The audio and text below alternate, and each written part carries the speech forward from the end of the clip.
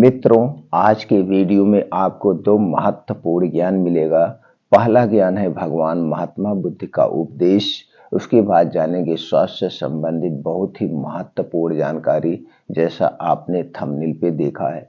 तो चलिए दोस्तों, पहले भगवान महात्मा बुद्ध के उपदेश को सुनते हैं। भगवान महात्मा बुद्ध के आज का उपदेश है कर्मों की गति। दोस्तों, इसे समझते हैं एक कहानी के माध्यम से। जैसा कर्म करोगे वैसा ही फल प्राप्त होगा। यह कहावत हम सबने बहुत बार अपने जीवन में सुनी होगी, लेकिन क्या सच में आप दिल से मानते हैं कि अच्छे कर्मों का फल अच्छा ही होता है? अंदर से कोई स्पष्ट उत्तर नहीं आ रहा होगा, क्योंकि हम अपने आसपास ऐसे बहुत से लोगों को देखते हैं जो जीवन भर अच्छे कर्म करते रहते हैं, लेकिन इसके बावजूद उन्हें अच्छे फल प्राप्त नहीं हो पाते हैं। एक नौजवान लड़का बड़ी मेहनत करता है किसी परीक्षा में पास होने के लिए, लेकिन उस परीक्षा के परिणाम में उसे निराशा ही हाथ लगती है।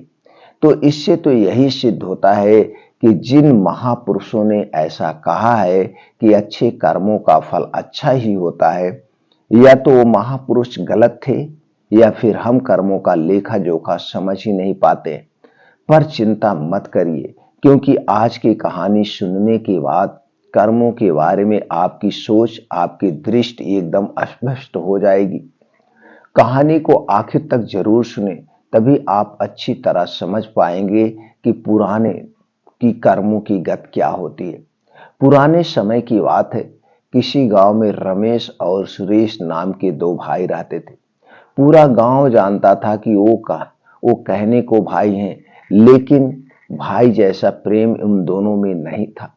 रमेश बड़ा था और सुरेश से वो बहुत तेज और चालाक था।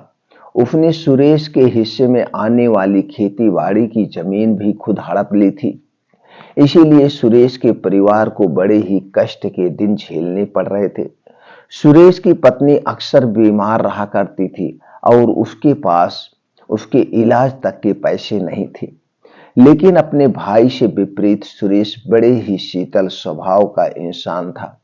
वो कभी किसी के साथ बुरा नहीं करता था, लेकिन उसके मन में अक्सर ये सवाल उठा करता था कि मैं किसी का बुरा नहीं करता, किसी के बारे में बुरा नहीं सोचता, न कुछ उनके बारे में बुरा कभी सोचा हूं, ना तो मेरे मन में कोई ख्याल आता है। तो मेरे साथ ऐसा क्यों होता है? क्यों मेरी पत्नी हमेशा बीमार रहती है? क्यों मेरे पास इतना भी धन नहीं है कि मैं अपना जीवन अच्छे से चला सकूं?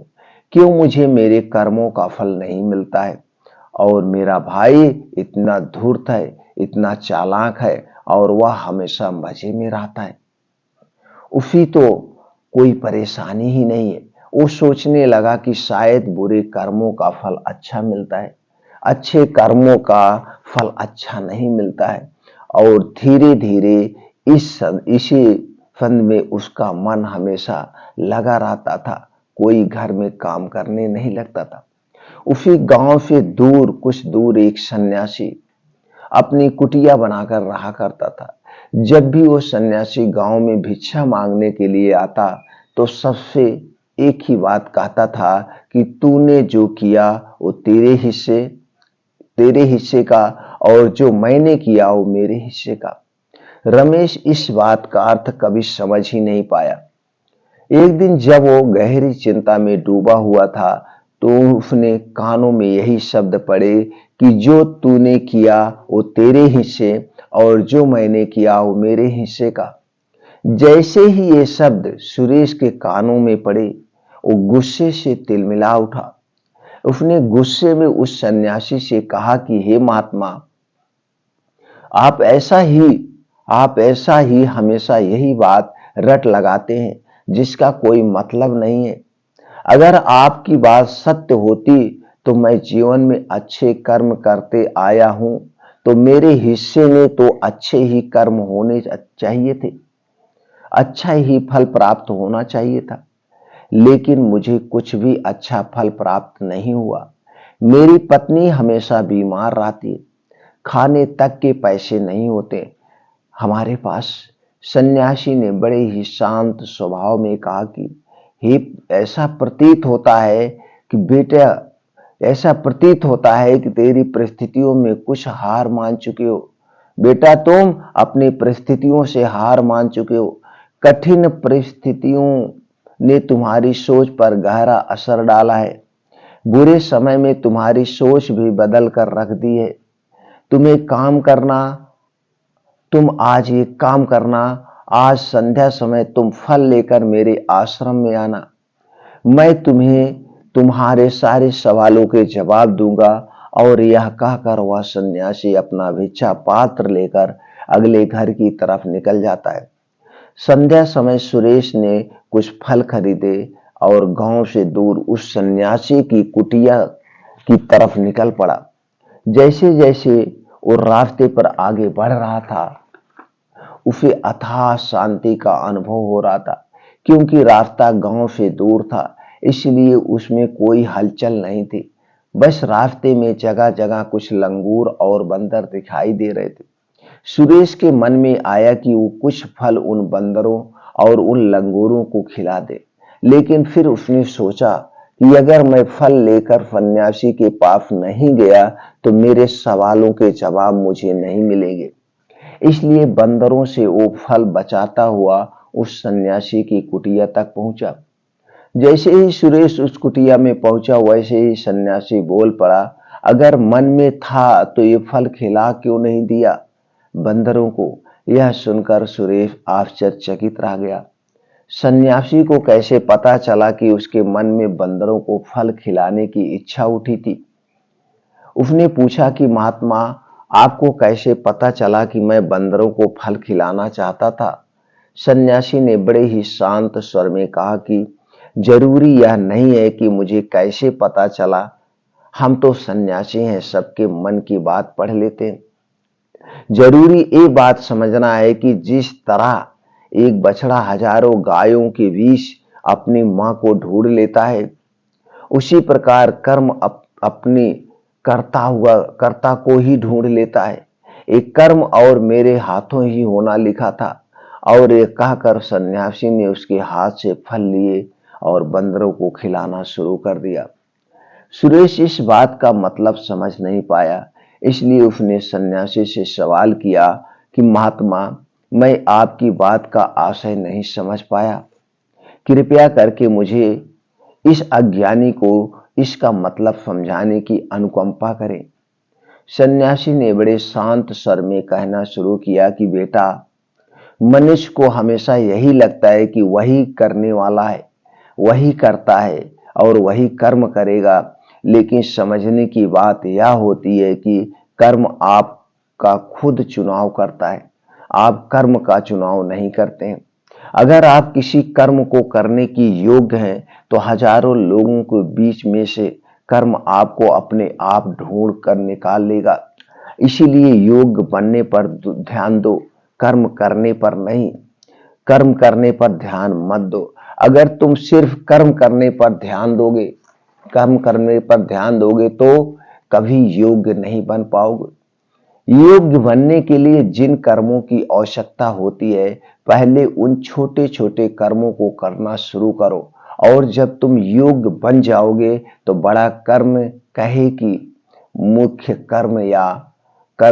कर्म या फिर जिस कर्म के लिए तुम बने हुए हो, वो कर्म तुम्हारे पास खुद चलकर आएगा। उदाहरण के लिए तुम इन बंदरों को देखो।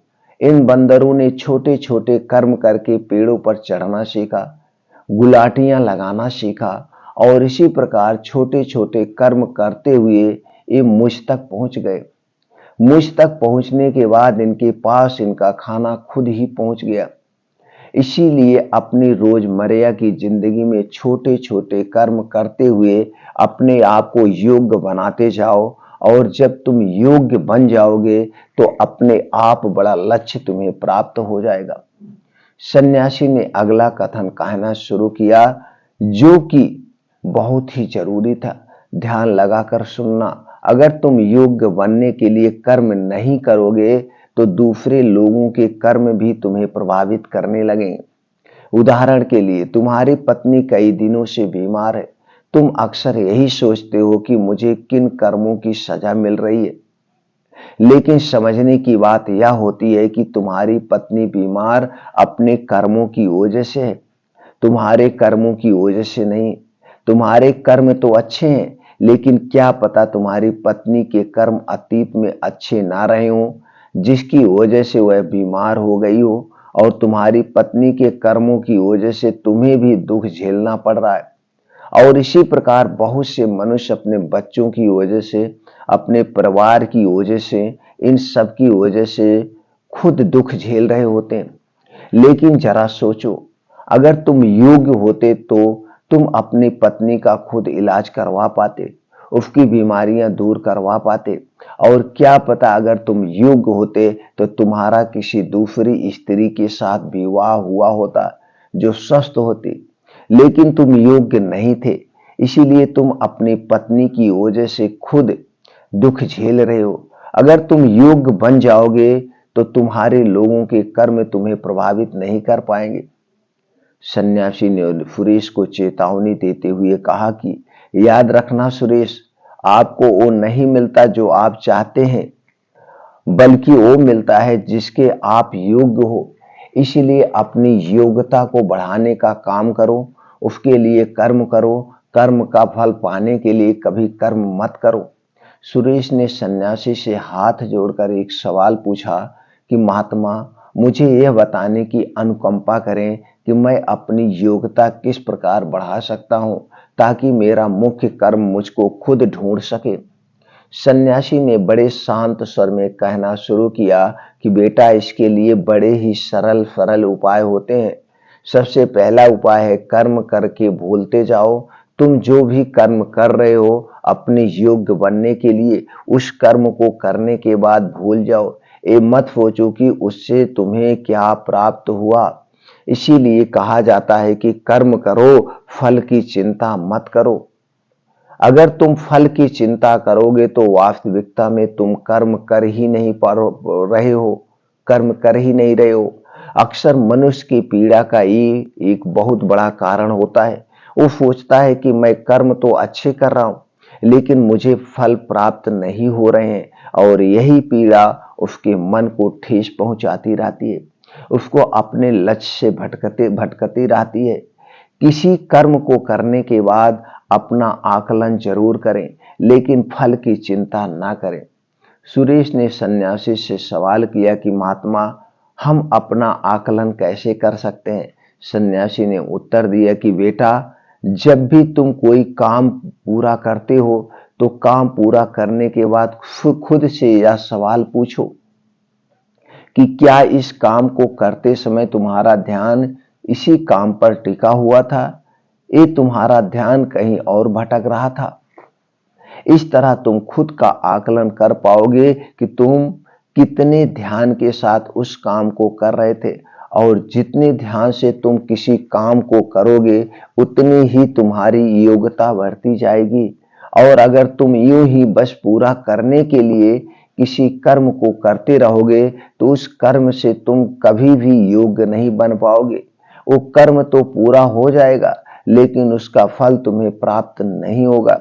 इसलिए अपना आकलन इस प्रकार करो कि तुम्हारा ध्यान वहां पर टिका हुआ था या नहीं था, या तुम्हारे विचार तुम्हें कहीं भटका ले गए थे। और कोशिश करो कि तुम्हारे विचार अगली बार जब तुम एक कर्म करो तो उसी कर्म पर टिके रहें, उसी कर्म पर टिके रहें, इधर उधर की दूसरी बातों पर भटके ना। सुरेश ने इस पर एक सवाल पूछा कि महात्मा, जब भी हम कोई कर्म करते हैं तो हमारा मन विचारों से ग्रस्त हो जाता है, वो तरह तरह की बातें सोचने लगता है, तो हम किस तरह अपने मन को एक ही कर्म पर टिका कर रख सकते हैं, इसके लिए कोई उपाय बताएं।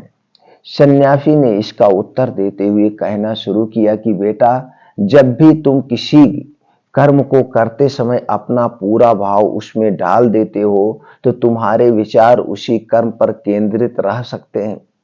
पूरे निष्ठा, प्रेम और स्वभाव के साथ किया गया कर्म तुम्हारे विचारों को इधर उधर नहीं भटकने देता है। विचार तभी तुम्हें दूसरी दिशा में बहाकर ले जाते हैं जब तुम उस कर्म को पूरी निष्ठा के साथ नहीं करते हो, उसमें पूरा प्रेम नहीं डालते हो, उसमें पूरा भाव नहीं दिखाते हो। जब ये तीनों चीजें तुम उस कर्म में डाल देते हो तो स्वाभाविक रूप से तुम पूरी तरह उस कर्म में सम्मिलित हो जाते हो और तुम्हारा मन और मस्तिष्क एक ही जगह पर टिका रहता है। सन्यासी ने अपनी बात खत्म करते हुए कहा कि अगर कोई इंसान, कोई मनुष्य इन उपायों का सही तरीके से इस्तेमाल करता है, तो उनका पालन करता है, तो वो किसी भी कर्म के लिए अपने आप को योग्य बना सकता है। और एक बार अगर वो योग्य बन जाता है तो उसे बछड़े की भांति उसका कर्म उसे अपने आप ढूंढ लेता है। सुरेश को कुछ पलों के बदले जीवन भर का ज्ञान मिल चुका था। उसे अस्पष्टता मिल चुकी थी। उसके सारे मन के सवाल खत्म हो चुके थे। उसने सन्यासी को प्रणाम किया और वहां से अपने घर के लिए निकल पड़ा। रात हो चुकी थी और रास्ते पर अंधेरा छाया हुआ था। वो इन बातों के बारे में विचार करता हुआ अपने घर की तरफ निकल पड़ता है। तो दोस्तों, आपको आज की कहानी कैसी लगी हमें कमेंट सेक्शन में जरूर बताइएगा और अपने यार दोस्तों के साथ जरूर शेयर करिएगा। चलिए मित्रों, अब जानते हैं स्वास्थ्य से संबंधित आज की महत्वपूर्ण जानकारी। जैसे दोस्तों सब लोग जानते हैं, अगर हमारे पास जानकारी है तो हम स्वस्थ व निरोग रह सकते हैं। वो कैसी जानकारी? जानकारी यही कि हमारा खाना खाने का नियम क्या है, पानी पीने का क्या नियम है और हमारे शरीर को जो सारे अंग है उन्हें कैसे हमें स्वस्थ व निरोग रखना है, इस सारी जानकारी हमें जानना जरूरी है। जैसे दोस्तों शिक्षा, अगर हमारे पास शिक्षा है, हमारे पास ज्ञान है, हम पढ़ाई अच्छे से किए हैं, तो हम जिस फील्ड में जाएंगे वहां पे अच्छा प्रदर्शन करेंगे, वहां पे अच्छे पैसे कमाएंगे और अपने हम नौकरी में या हम अपने बिजनेस में आगे बढ़ते जाएंगे। उसी तरह से दोस्तों हमें भी स्वास्थ्य से संबंधित तरह तरह की जानकारियां रखना चाहिए। उसी हिसाब से हमें खाना खाना चाहिए, उसी हिसाब से हमें पानी पीना चाहिए, तो हम हमेशा स्वस्थ व निरोग रहेंगे। तो दोस्तों इसी से संबंधित आज का जो चैप्टर है लीवर, सब लोग जानते हैं दोस्तों लीवर जो है हमारा सबसे महत्वपूर्ण अंग है। जो कुछ हम खाते हैं, हमें सिर्फ इतना जानने की जरूरत है जो कुछ हम खाते हैं वो सही ढंग से पच जाए, और जो कुछ हम खाएंगे जब सही ढंग से पच जाएगा तभी वो हमारे शरीर को लगता है, उसके सारे पोषक तत्व मिलते हैं। तो दोस्तों हमें लीवर को खराब नहीं होने देना है, लीवर को मजबूत बना के रखना चाहिए।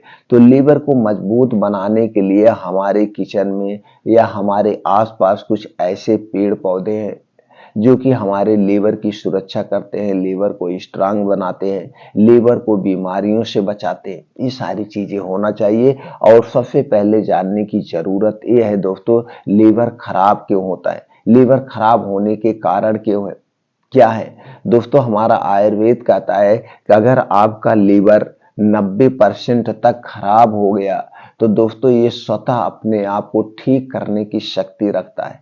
बस हमें यह ध्यान देना है कि लीवर को खराब करने वाली जो चीजें हैं उसे हमें नहीं खाना है। तो दोस्तों चलिए यहाँ पे हम जानते हैं लीवर को खराब करने वाली कौन सी चीजें हैं, लीवर को हम अपनी कैसे सुरक्षा करें। तो दोस्तों इसके लिए आपको अच्छी डाइट का चुनाव करना होगा, आपको धूम्रपान अल्कोहल से दूर रहना होगा। ये जो शराब वगैरह लोग पीते हैं दोस्तों इसे आपको नहीं लेना है। बाहर का जंक फूड, फास्ट फूड, जो बाहर की चीजें बिकती हैं, बनी बनाई चीजें बिकती हैं दोस्तों, उन्हें हमें नहीं खाना चाहिए। हमें घर का खाना खाना चाहिए, घर का सात्विक खाना खाना चाहिए। क्योंकि जब हम बाहर की चीजें ज्यादा खाते हैं तो कैसे बनी है, किन चीजों से बनी है हमें नहीं पता है, सिर्फ वो हमारे स्वाद के लिए उस ढंग से उसमें सब तरह की चीजें डाल दी जाती है जो एक दूसरे के विरुद्ध होती, वो भी डाल के बनाई जाती है। तो इसलिए प्रयास करिए बाहर की चीजें ना खाएं, तली भुनी चीजें ना खाएं, चीनी से बनी हुई ज्यादा चीजें हमें नहीं खाना है, मैदा से बनी हुई चीजें हमें नहीं लेना है। जंक फूड, फास्ट फूड, ये दोस्तों ठंडा पेय पदार्थ, कोई भी ठंडा पेय पदार्थ हुआ, चाहे अल्कोहल हुआ, चाहे ठंडा पानी हुआ, ये सारी चीजें हमें नहीं लेना है। हमें बासी खाना नहीं खाना है, खाना हमें ताजा खाना है। तो ये हमेशा ध्यान रखना है। और खाना जब भी खाएं भूख से 60% खाएं, 40% अपने पेट को खाली रखें। जिसमें से 30% पानी पिएं और 10% हमेशा खाली होना चाहिए। खाना हमारा सात्विक होना चाहिए। हमारे खाने में ज़्यादा से ज़्यादा सजीव वस्तुएं होना चाहिए, नेचुरल वस्तुएं होना चाहिए। मशीन से बने हुए सामान का हमें बहुत कम मात्रा में प्रयोग करना चाहिए, यानी कि हम ना करें तो सबसे बेटर है। तो ये सारी चीजें हैं। और हमारे शरीर में दोस्तों 3 दोष पाया जाता है, वात दोष, पित्त दोष और कफ दोष। वात पित्त कफ को आप बढ़ने मत दीजिए, इसे बैलेंस करके रखिए। जब हमारे शरीर का वात पित्त कफ बढ़ता है तभी हम बीमार होते हैं। तो दोस्तों ये सारी चीजें हैं जो हमारे लीवर को बीमार करती है। तो इनसे आप दूरी बनाइए और डेली रूटीन में 2 घंटे का समय अपने लिए निकालिए। जैसे रात में सही समय से सोने का प्रयास करिए। तो जब आप रात में सही समय पर सो जाएंगे तो दोस्तों सुबह आप आराम से जल्दी से उठ सकते हैं। तो सुबह 5 बजे उठने का प्रयास करिए। 5 बजे उठने के बाद 5 बजे उठने के बाद दोस्तों आपको 2 घंटे का समय अपने शरीर के लिए निकालना है। 5 बजे से 7 बजे अगर ये 2 घंटे का समय आप अपने शरीर के लिए दे रहे हैं, जिसमें आपका मॉर्निंग वॉक होगा, योगा होगा, मेडिटेशन आपको करना है 2 घंटे। तो 2 घंटे डेली अगर निकाल रहे हैं तो आपका शरीर हमेशा फुर्तीला बना रहेगा। आपके शरीर के सारे अंगों की एक्सरसाइज हो जाती है अंदर से दोस्तों। इसलिए 2 घंटे का समय आप अपने लिए जरूर निकालिए। तो चलिए दोस्तों, आज हम आप लोगों से वो 4 आयुर्वेदिक जड़ी बूटी बताएंगे जिनका आप समय समय पर कुछ दिन में प्रयोग करके अपने लीवर को मजबूत और हष्ट पुष्ट बना सकते हैं। तो दोस्तों चलिए, पहली चीज क्या है, उसमें क्या क्या पाया जाता है, कैसे खाना, वो सब चीजें आप लोगों से शेयर करेंगे। पहली चीज है दोस्तों, है कुटकी। कुटकी एक जड़ी बूटी है जो आपको मार्केट में मिल जाएगी, पंसारी के यहाँ से मिल जाएगी।